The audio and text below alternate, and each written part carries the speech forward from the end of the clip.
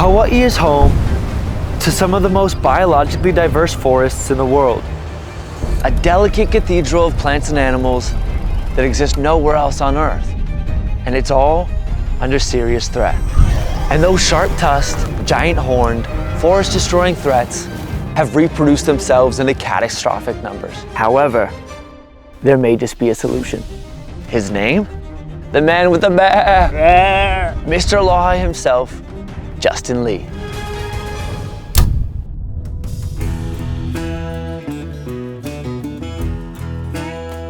Why do you love hunting so much? Like, what is it? What's not to love?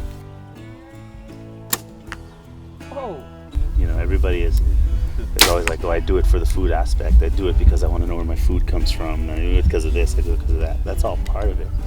But that's not a sustainable part of it. You know, there has to be some sort of joy that you get from it.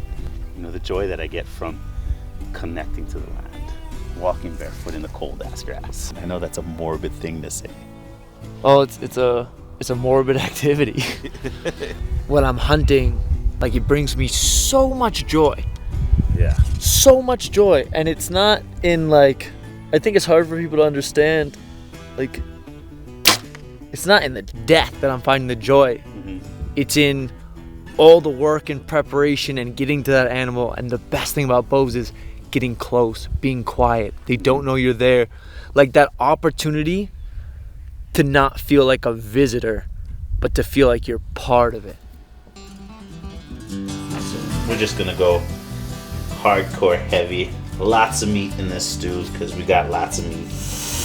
The elk sausage and the deer's ready. Go ahead. Instead of taking it outside. And this is Hawaii. So it comprises of just around 3,000 acres. And tomorrow, we're going to chase after some sheep. And we use hunting as kind of like a management part of our forest management, you know, to try and control the ungulate. As we're walking up, we're going to be walking into the sun, but we'll have the wind in our advantage. And when you're archery hunting, it's all about the wind. And if I miss, you know, it's no big deal, guys. Well, at least we're going to enjoy the scenery. It's a beautiful forest. Apapane, Elepaio. Yeah. We have all kind of birds. I will we can make just fun watch. of Okay, yeah. All right, well, sure. I'll see you in the morning.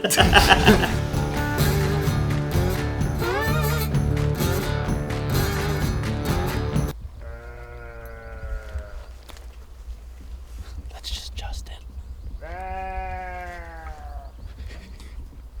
The sheep man himself.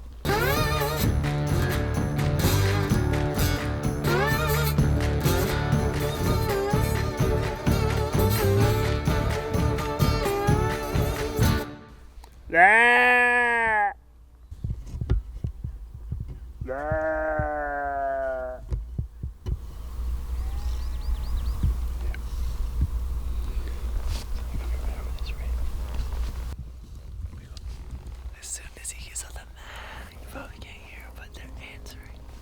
So what are you trying to, like? Okay, just trying to locate him. They're close. Some up there. The key to all hunting scenarios is seeing them before they see you, or before they hear you, or smell you. Even more difficult.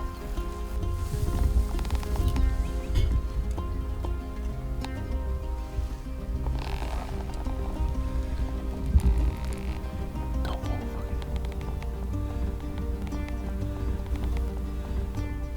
I don't know if they can see us, but I think they know we're here. They're acting scared. Looking right at us. Yeah. There you go. That's your warning sign. They might have heard us or saw us when they heard us when we go. And as soon as that sheep went, they all ran. It's like them telling each other, bro, get something over here.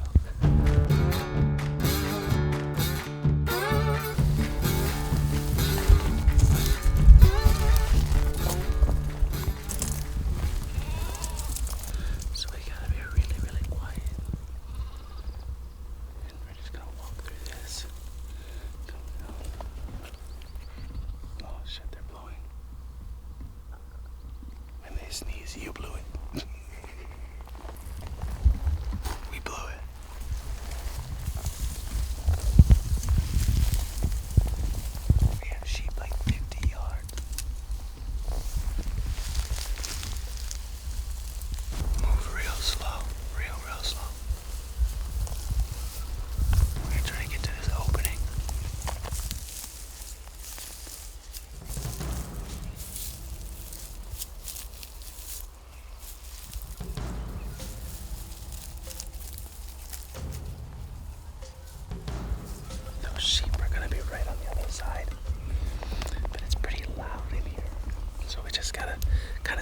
shadows and just move slow.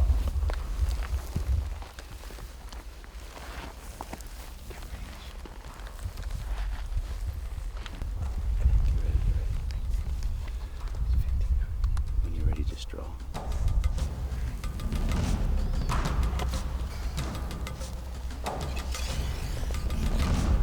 There.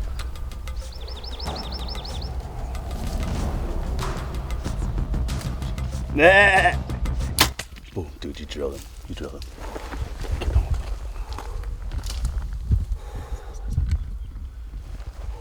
think he's gonna die right there. Don't move. Yeah, he's done.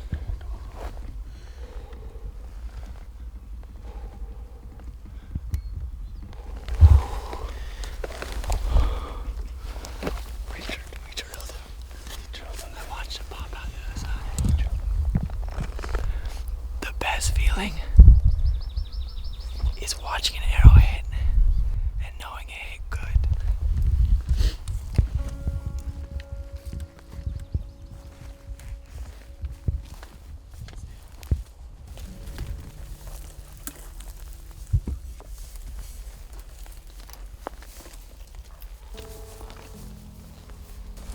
Mahalo no keio.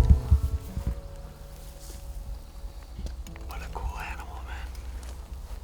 You did a good job, man. Thank you. Good shot. That's all I ever ask for in these situations. In a lot of ways, these animals are like demonized Mm-hmm. and like called feral and problematic and invasive. But like when you get up with this animal, like I don't have any ill will towards it. Mm-hmm. Like I have so much love for it and appreciation that it's here and that it's become part of our space. Yeah. Well, it's just like everything else, you know. Because they were brought in, because humans brought them in, and we have to manage them. Mm-hmm. For us up here, like our goal is to take this forest back pre-cows, pre-cattle industry, you know. And it's crazy to see how much of a difference it already is. I'm sorry, buddy. Everything that's a predator to the forest, whether it's a fungus or a grass or a sheep, I think is unattainable. But what we can do is we can work with what's here, work with the sheep, work with the grasses, work with X, Y, and Z to make it the best it can be today. Mm-hmm. Speaking of work, conservation ain't all lehua and rainbows here in Hawaii. And then I clean the backstrap. Uh-huh. Everybody's got their own technique. So you can see it, right? Mm-hmm. Just letting your blade hit the heart, just lay it down, the blade, so.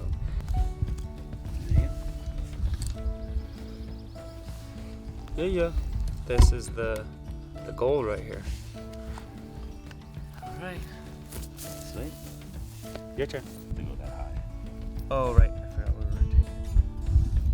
Oh, right. And you like to use this as like your mat. Yeah, it's basically my clean Your space. hollow mat. And as Justin Lee likes to say, there's only one way to properly pay respect to an animal, and that is to consume it with your friends. Dad, you're burning my car. Okay.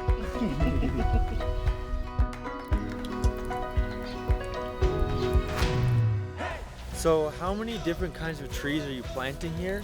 And why are the sheep such a threat? So we're planting about 16 different types of native Hawaiian trees up here. And why are they a threat? The biggest problem is that they feed on the native plants that we just put in the ground. What we're trying to do here at Holo Aina, and what my dad Wade Lee's vision of Holo Aina is to take it back 150, 100, 200 years before cattle introduction up here. There's excerpts from like different tablets and books and expeditions through this property and this side of the island that there were so many trees that the guys walking through couldn't hang their hammocks.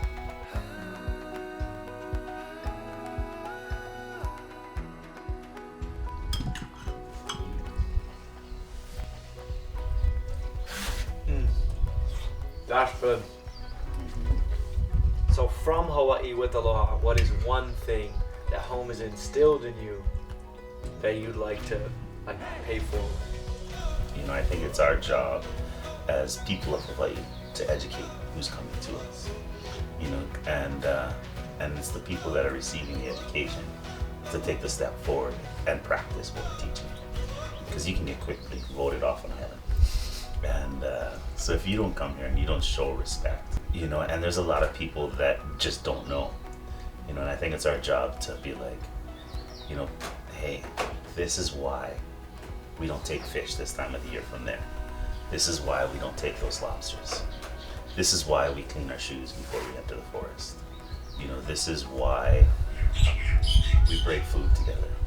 You know, it is because that whole vibe, that whole Hawaii spirit, that whole Aloha spirit has to be passed on.